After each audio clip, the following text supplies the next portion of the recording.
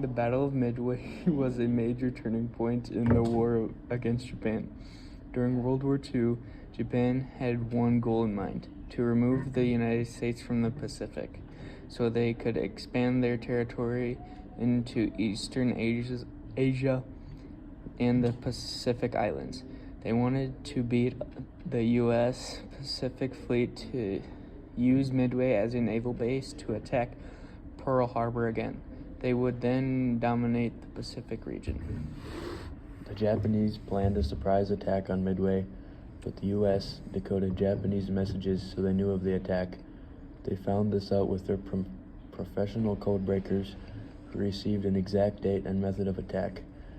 They sent out a false message saying that Midway was short on water.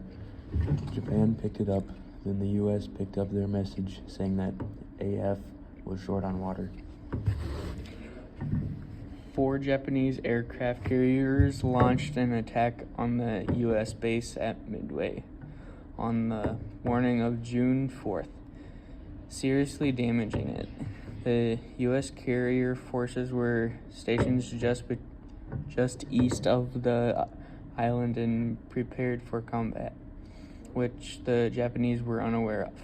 The Japanese aircraft returned to their ships to refuel and rearm after their initial attacks. The Japanese Navy learned that U.S. naval troops were in the region while the aircraft were returning.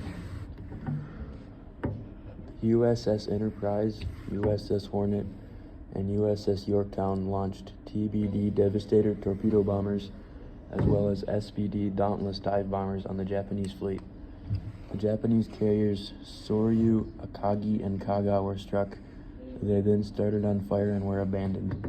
The USS Yorktown was bombed twice in response by Hiryu, the only remaining Japanese carrier, leaving it seriously wounded but afloat. It was later sunk on June 7th by a Japanese submarine. When a USS Yorktown scout plane spotted the Hiryu in the afternoon on June 4th, the Enterprise launched dive bombers to launch a counterattack. Before the Hiryu sank completely, that attack had left it in shambles and unable to launch planes.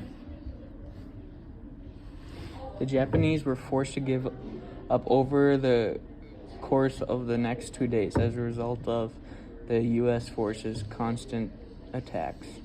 A total of 3,057 troops, 4 carriers, 1 cruiser, and hundreds of aircraft were lost by the Japanese, while the United States lost roughly 360 troops, 1 carrier, 1 destroyer, and 144 aircraft. With this crucial U.S. win, Japan's expansion in the Pacific ended, and the U.S. was then able to begin reducing the size of Japanese empire through a long series of invasions that involved several bigger naval engagements and island hopping assaults.